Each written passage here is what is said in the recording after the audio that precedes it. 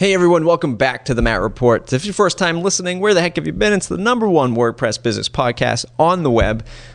Here to learn about building a better WordPress business by listening to other developers, designers, or WordPress entrepreneurs share their story on how they did it.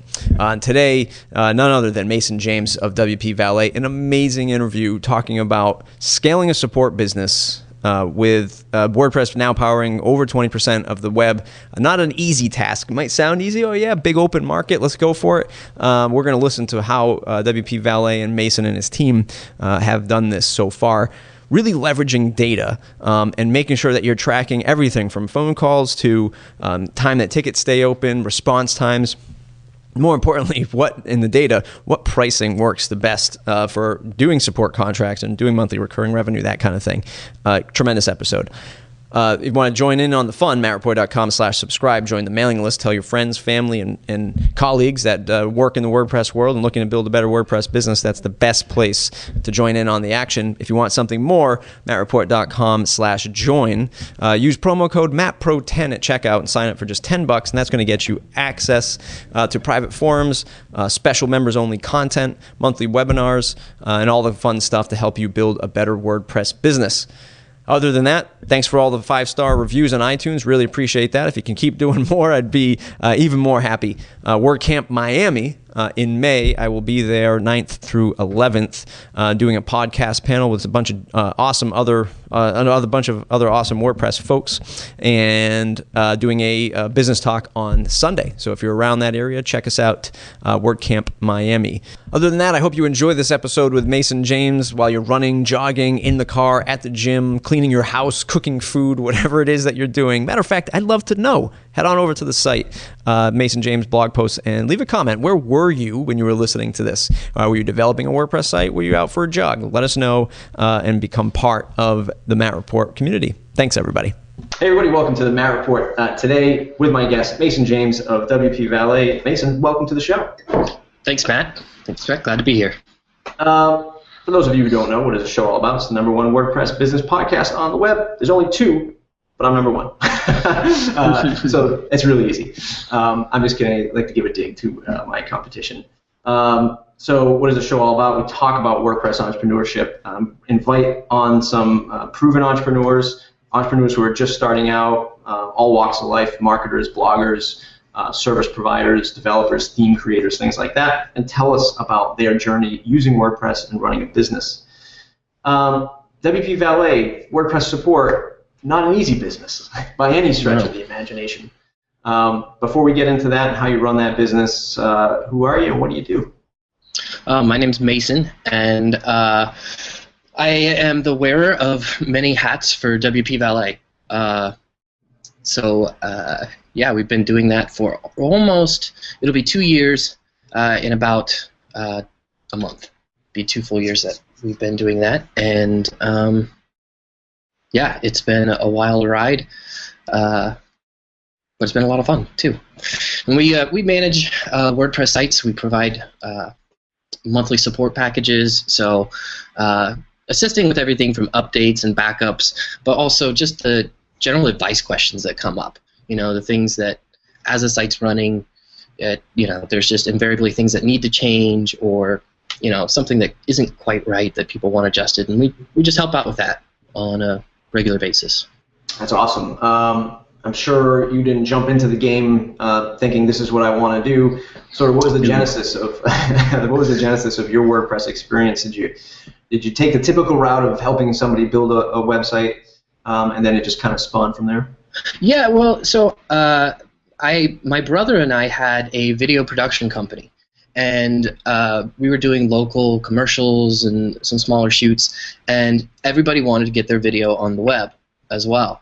And I was like, okay, well, I don't know anything about that. How can I help these guys get their video on the web? And had built a website for my dad based on WordPress, and so thought, well, I'll start using it.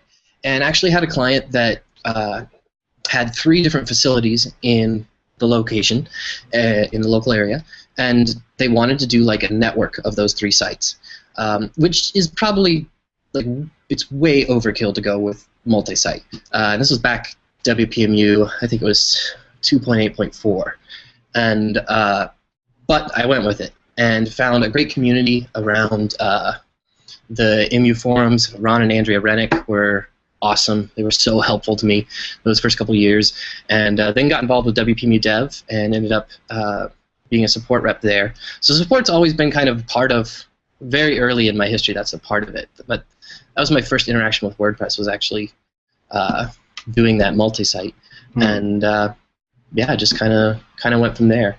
A lot of the folks in the audience are heading over to WordCamps, and they're they're interacting with sort of us veterans of the business, even though you and I continue to learn every single day.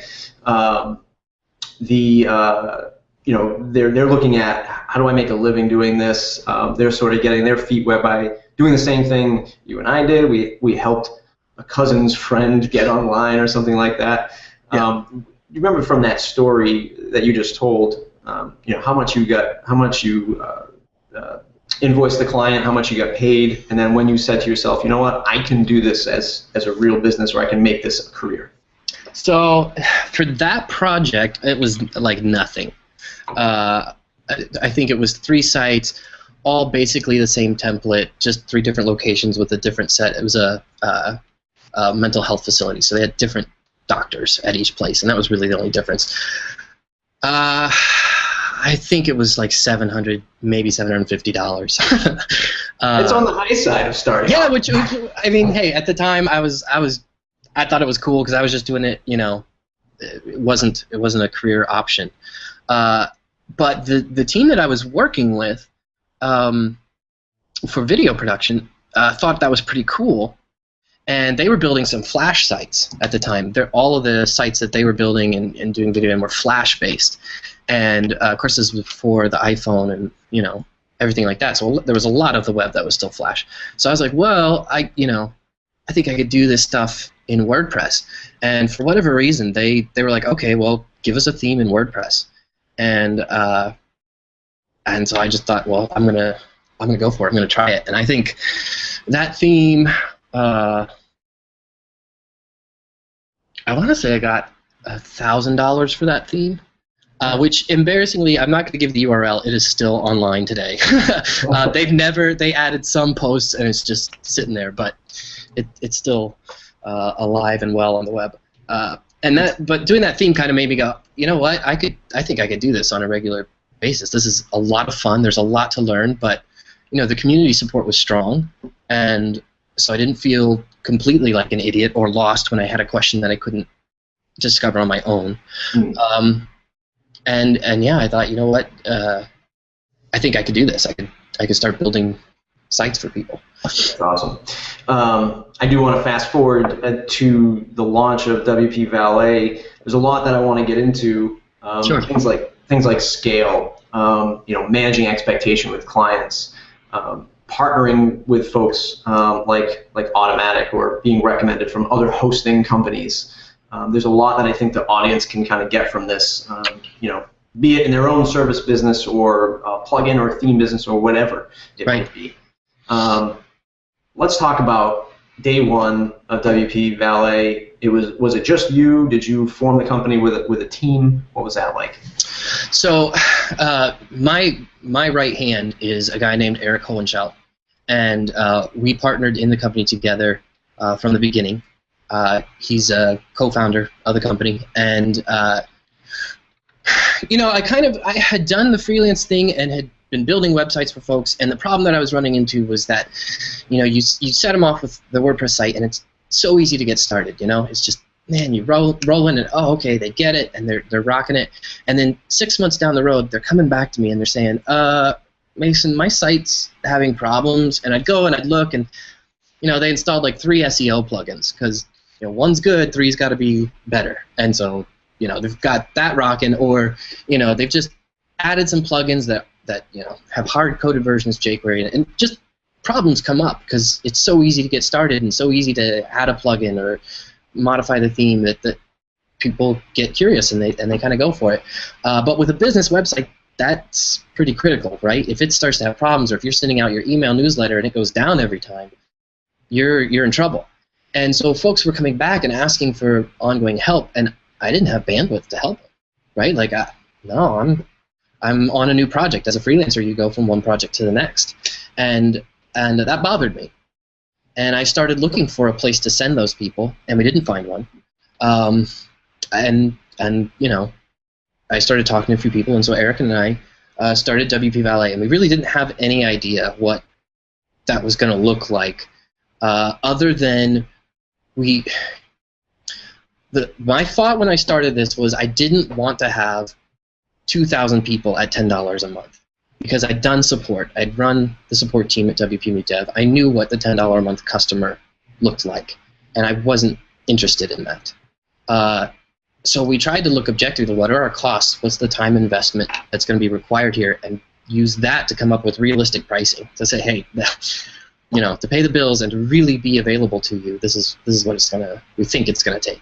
And so you have yourself, your right-hand man, day one, month day one. one, it was the two of us. Yep. Just the two of us. Yep.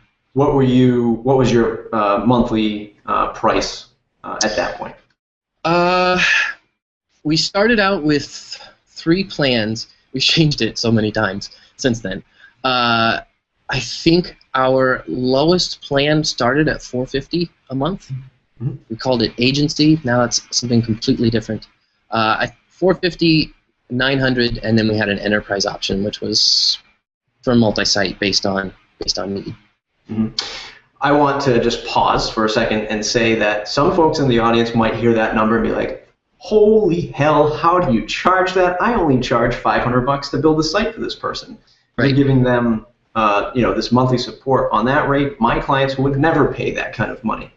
You come from a different background where you were in that support realm first. Like, I mean, you were building these sites and people were saying, hey, can you expand it for me, or it's not performing on this host, or can you migrate it to another host? Yeah. You saw what it was like to sort of go through the paces, and that's how you came up with your number.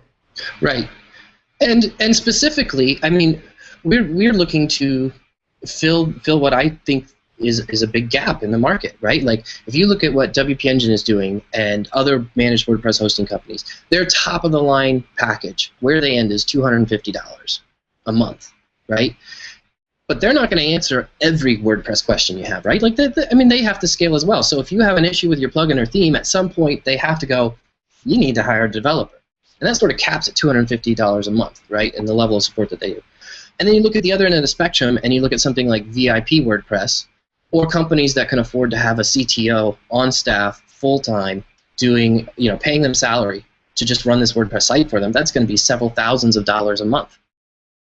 That's the gap that we're looking to fill. So if somebody's only spending $5 on GoDaddy hosting, no, they're probably not they're just not our customer. We want folks that have a need to iterate on their sites frequently and have a need to make sure that their site is always up. A brochure kind of website for a mom and pop shop, they don't have the same needs that an e-commerce or subscription site has, right? That subscription site needs to know not just, WordPress was updated and the site's still up. They need to know the checkout still works, that people can still log in. And those are the kind of tests that we run for our customers. It takes extra time, but we also charge accordingly. Nice. How did you fare launching that in the first month? Just two of you, super hard to do sort of support and get the word out for the business. Take us down that path. So I knew pretty early on that I was going to suck at getting the word out. We have more Twitter followers than we have ever tweeted. I don't know. I like doing the work, but I'm not great about hollering it from the mountaintops. So we kind of went a different route. For us, the genesis of this happening was really a conversation I had with Ben Metcalf, co-founder of WP Engine, at a WordCamp. And hearing what they were doing with managed WordPress hosting, I went, oh, maybe I could provide support services. If I didn't have to be a server admin, because that's not my strength, maybe we could do this. And so we started very early on with really close vendor relationships. And that's kind of how we've focused it. I would say from the beginning and even now, 85-90% of our customers are referrals from vendors. So we do get traffic from Google. We do get people coming in, but it's really been awesome because our vendors sort of vet people and go, oh, that's what you want? Then you need to go talk to WP Valet. And generally then the lead's pretty warm as well because they've been told this is what they need. Right. So that's been really powerful for us, is just connecting with vendors, hearing what they need and how we can help them. Right. And it's so true. I don't want to get too far off track, but that's one of the things. Like when we're talking about to freelancers how to price their products or how do I break up design and development, I say just take a step back. This is more about a people business, right? I mean, you can say, hey, it's 40 hours to develop this and it's 40 hours to design that, but in the end, you're going to make a relationship with this client, because if you don't, then you're managing expectations the wrong way. Then you probably will never get referral business from that client. If it's just like price, code, Right. lines of code, you're not going to really achieve sort of that referral engine that you have been able to conjure up. I want to get into pricing. The question that you'll be answering for the pro members is how to quantify some data and project pricing. That'll be after the show. One interesting thing on your site, and I know you recently launched the new site. I also want to talk about that. But you didn't have, or you don't really display any pricing, Right. unless there's a baseline monthly pricing. I should have done my homework. Right now, there's no pricing on the pricing at website. all. Right. Let's talk about the strategy behind that. Most folks are like, coming through the internet, they're looking at, okay, here's all my hosting providers, WP Engine, $29 a month, $99 a month. How do you overcome that hurdle? And what's the strategy behind that? Right. We've gone back and forth. At times we've had our pricing on the website, and at times we haven't. Right now we don't, and that will change again, I'm sure, soon, as we just kind of experiment with this stuff. Right now, my current thought is that we're a relational company. If we have somebody that we even onboard and they sign up and we don't develop a relationship with them and they only stick around for a month or two, we didn't do a great job there. So by nature, I'm looking for clients that are looking for a relationship. So the people that are coming and they just want to see a price and go, probably not my favorite customer. So that's one thing. And two, because of where our pricing exists, I like to have the extra time to build the value into what we're offering before we hit them up with the price. So, to just get on a Skype call with them and chat really quickly and hear about what their needs are and see if that's a fit for one of our plans. I can even kind of walk them through and say, okay, well, here's the different, pricing that we have available. I think you're a perfect candidate, for our dedicated plan or whatever it happens to be for that customer's need.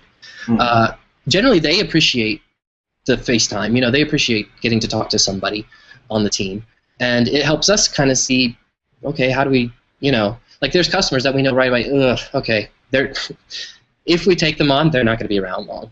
Yeah. You get to where in that first call, and so yeah, right now that's why we do it that way. Give me some of your key indicators. Aside from somebody saying I've only got $50 a month to spend. From your experience, what are some key indicators when this person's not going to be the right fit for my business? Anybody that says, well, actually what I need is really simple.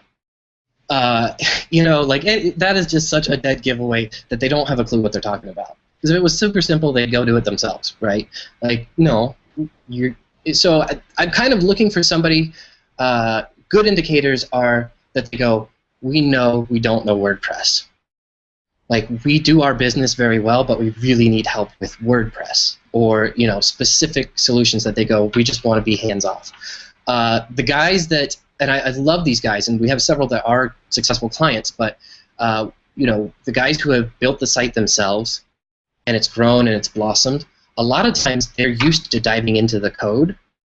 And so, we'll set them up with Git and we'll talk about versioning and everything. And then at some point they'll just zip right in via SFTP and overwrite something and make the repository completely invalid, and we'll be like, what the heck? So, there's certain things that I listen for in terms of like how much do they own the fact that they should be able to go in and modify the code, or do they have their own, their cousin who normally does that for them or something, right? Because we like to kind of take over, and we're able to provide a very stable experience to our customers because of that. So I would say that's one of the things that I kind of look for. And then, once I've had a chance to look at their site, how well do they really understand? Like if a customer comes to me and says, we know we had this theme built by a dev agency we got on Freelancer. We know the code is bad. We need help. Like when somebody comes to me like that, I'm like, okay, they get it. They've been through the painful part, so they get also the value of what we're going to be able to do for them by not just providing this one-time fix, but by walking the road with them. We're not just responsible for their code today, but we're responsible for it, 6 months, a year, 2 years from now. So that's kind of what we look for. Yeah, and again, this is a people business. As much as we love, as folks who live and breathe on the internet, and we love to optimize our pages and do heat maps and collect data and do A/B testing. In the end, it even comes. I plan on writing a piece about earning business through Twitter and sort of showing the data of business leads that I've closed on Twitter, and hey, this is all great, but guess what? I'll have to get that. Yeah, it's like 30%, not even, of the whole pie. Uh-huh. The rest of it is all just beating the streets and being out there and shaking hands. This is something that I always struggle with teaching others to sort of learn these indicators. It's not something that comes fast, because I'm sure you've had your handful of taking on bad clients that just didn't realize and were frustrated with the whole process, felt that they might have been paying too much, but that's just the way the cookie crumbles. Growing up in the car business, this is the only way. I approach people like on a car lot in like the dead of winter, like it is right now. They don't want to talk to you. I'm freezing my ass off. I don't want to be outside. But you can tell by body language, by the way they talk to you, by the way they look or don't look at you. You already know, and you already know by what vehicle they're looking at or how they're walking around the car. There's all these little things firing off in somebody's mind who's been doing it for years. And it's very hard to kind of grasp this without the experience. I totally agree, and I think it's even made more difficult by the restrictions that are put on us via mostly text communication. And actually, we've switched our dedicated and professional above plans to where we actually get on the phone with every client at least once every 4 weeks. Just because adding voice to the mix for us really helps us much easier. It's just much easier to gauge how they're really feeling about things. And it's surprising, a 20-minute call can save a 10 back-and-forth email thread that never got anywhere, and you never really fully understood what the client was actually asking about. So I think you're right. We lose a little bit of the personal thing the more we distance ourselves. Video is awesome. Then just having audio is pretty good. And then when you get just to text, it really gets much more difficult. So. Yeah.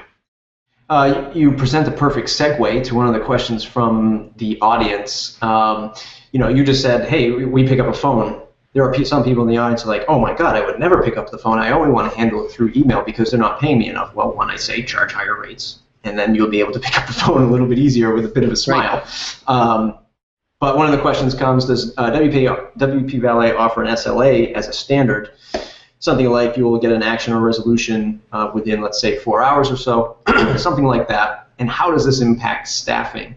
So before you answer that, let me just ask the question I should have asked before. How big is the team now? Right now we have 14 people covering migrations, the development team, and support team. Mm-hmm. Are the three main things that we do. They're not all full-time. Mm-hmm. I think maybe 8 full-time right now and 6 part-time. So still a healthy size company in terms of WordPress. Yeah. I do want to talk about how you kind of scale to that, but is there a sort of service level agreement that says, at this contract, if you're signed into this contract, we'll answer you in 4 hours, or you'll have a dedicated tech person. How does that all work out? Right. So we've played around with that as well. The first iteration offered what we call the bat phone, and that was an emergency line that actually rang both Eric and my cell phone. Some legacy customers still have that, and we've honored that they signed up, and that was part of what they wanted. There's a difference. I'll get to SLA and then talk about the phone thing, both of them, because they're both really interesting to me. With the SLA, we do offer a response time guarantee. That doesn't mean resolution. It means response, because a lot of times providing support is not the same as delivering a pizza. You can guarantee a pizza delivered in a half an hour because it's going to be dough, tomato sauce, cheese, and pepperoni in the oven and delivered to the person's house. Support is totally writing code is totally different, right? Like, I got to dig in and figure out what's going wrong before I can figure out how to make it right. So we don't guarantee a resolution. We guarantee a response, and that's where having a support team makes a big difference. When we first started, it was just Eric and I. We were working 24/7. We really were. I mean, online all the time to make sure we got a response out there. So we do provide that. I think right now it's 12 hours that you'll get a response on our Express plan, and then it's either 4 or 6 for dedicated and professional. Generally, though, our responses are much faster than that. Especially if it's during Eastern Standard Time, or regular business hours in the States, because almost all of our team is based in the United States. Then it can be less than an hour. And internally, that's what I tell our team. Like, an hour is the max we want somebody waiting to hear back from us. And then it's what you talked about. It's a lot of managing expectations.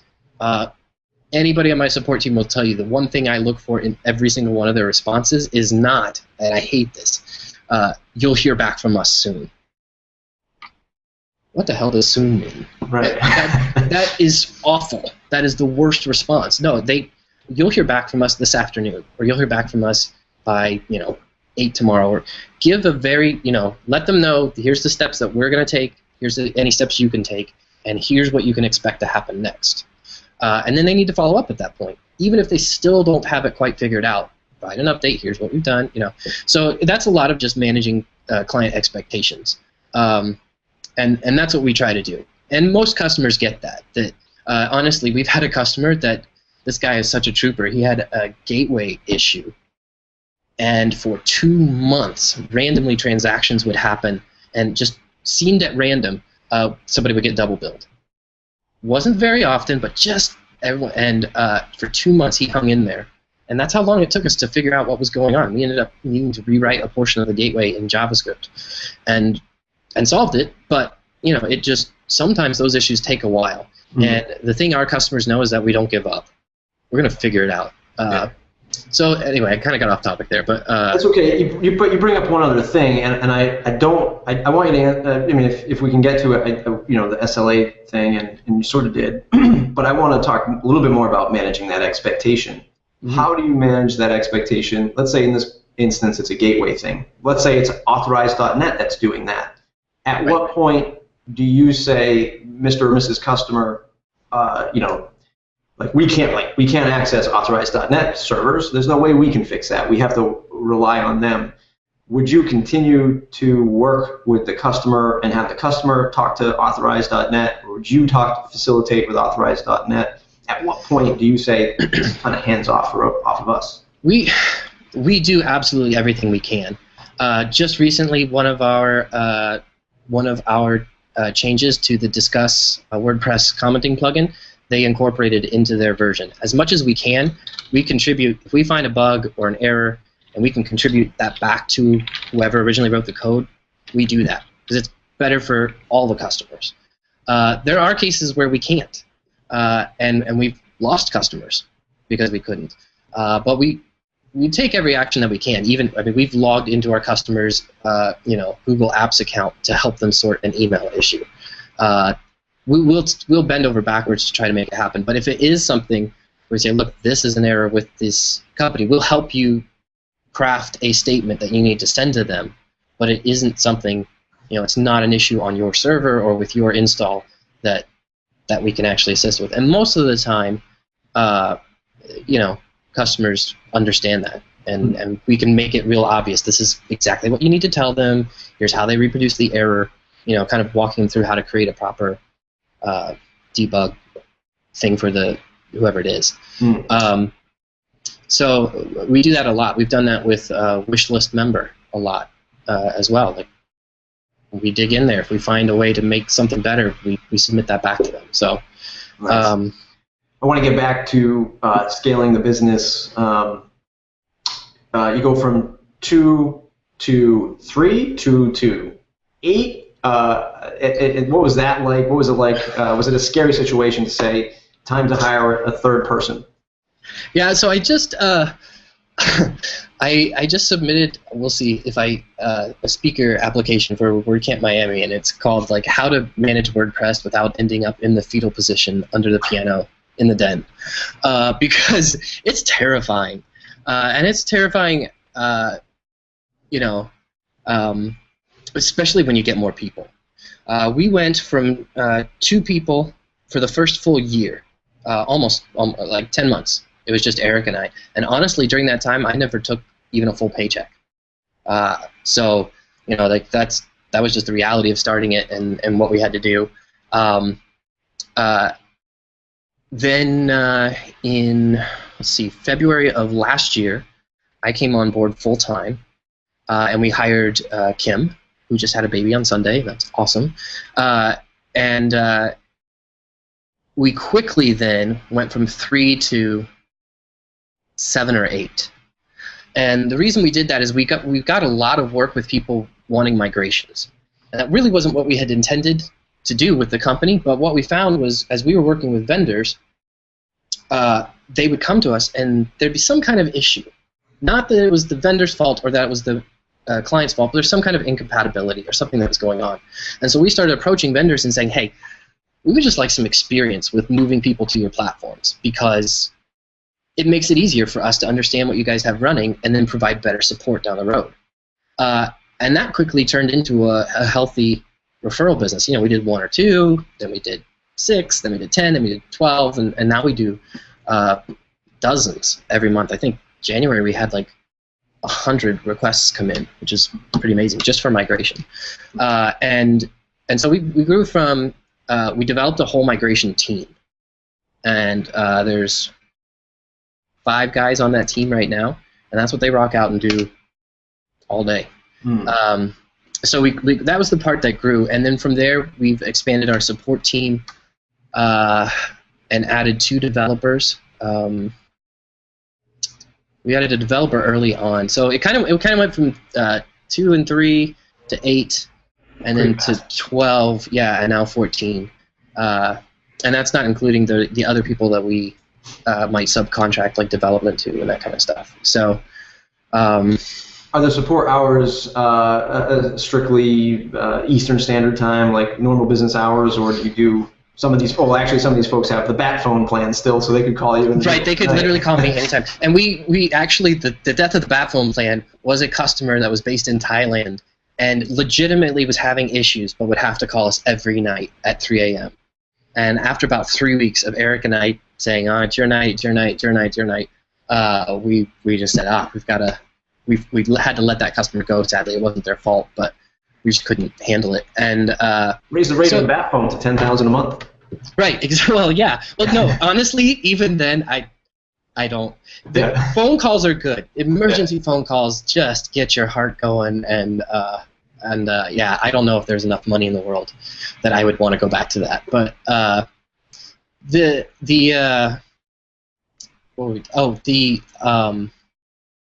I don't remember what we were talking about.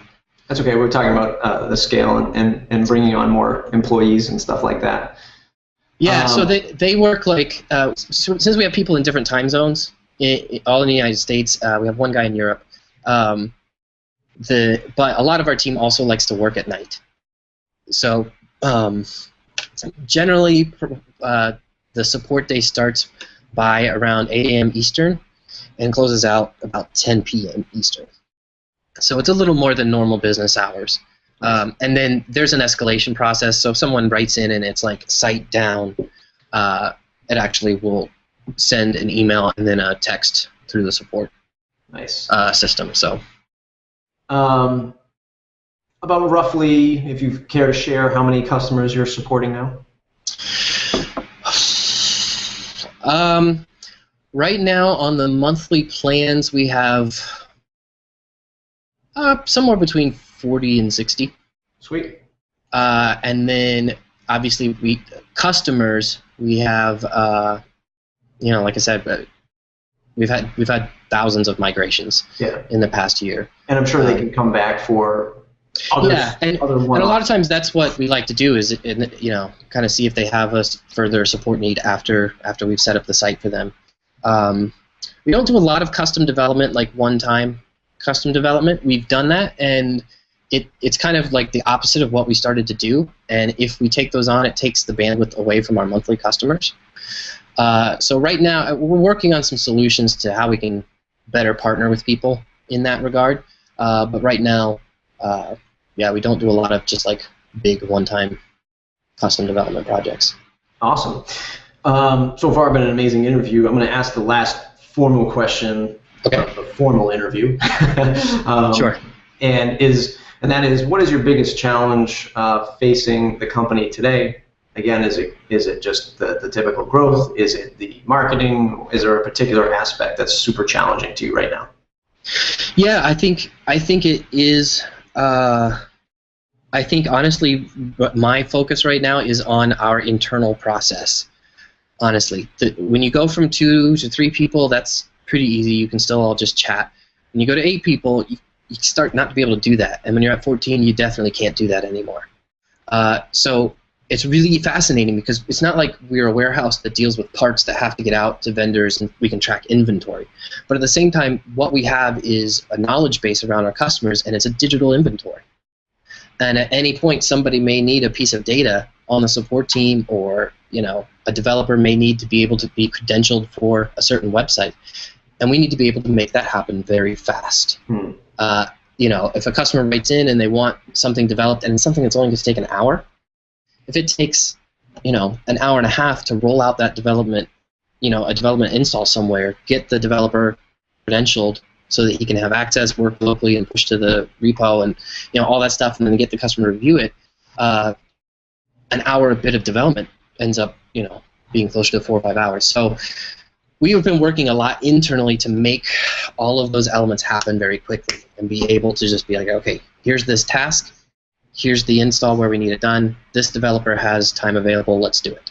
And I hope to actually share here in the next couple months how we do that, because it's stuff that we've built in-house to make that happen. And then also just the other side, that's making that apparent to the customer.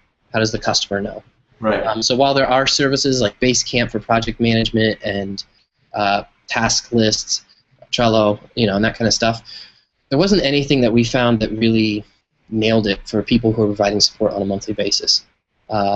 So we've been working on some pretty cool stuff and beta testing in our customers currently, and we'll be talking about that more very soon.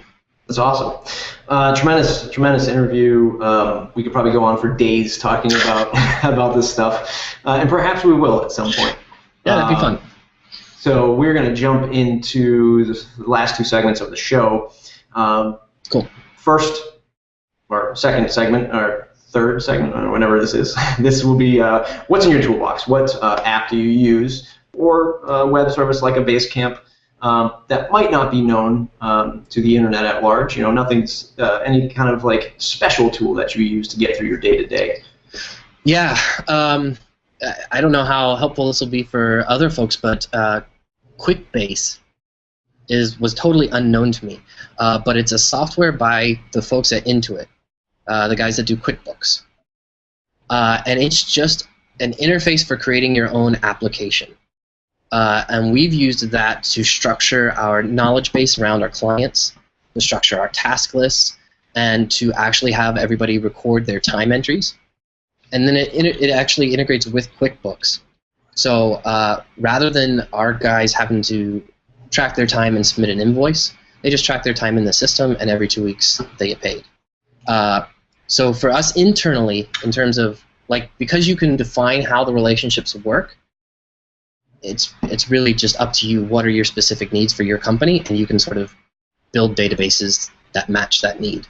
That's awesome. So yeah, I'd never heard of it before. There's some others with a little bit of more of an updated interface, but this one's super solid. We haven't run into any major issues with it. So that's awesome.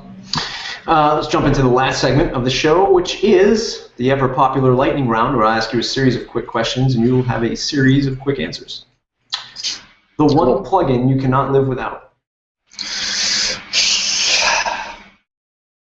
Gravity Forms. Or Picklist. If you're a developer, Picklist. A favorite WordPress or business book? The DIY WordPress book. A quote you live or run your business by? Or making the internet a better place. What's the best business advice you ever received? Don't try to please everyone. That's a great one. The longest a client project has ever taken, or maybe in your case, the longest a migration has ever taken? Project or migration? Even with migration, more than a month, a few months, it's going from like Expression Engine or something to WordPress. I'm sure we've had one that's taken 3 months. Nice. So, if you had to switch to another CMS, what would it be? I don't know.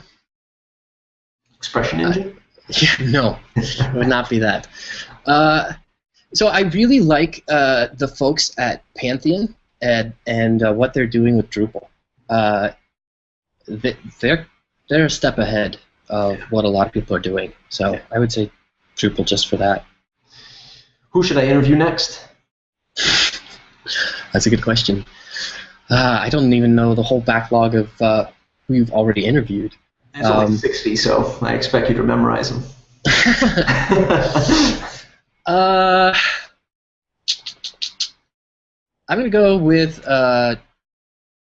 let's go with James Tryon. He's a developer in Orlando. Awesome. And a creative design studio. Awesome. Very intelligent guy. What's the one question that I didn't ask you that I should have?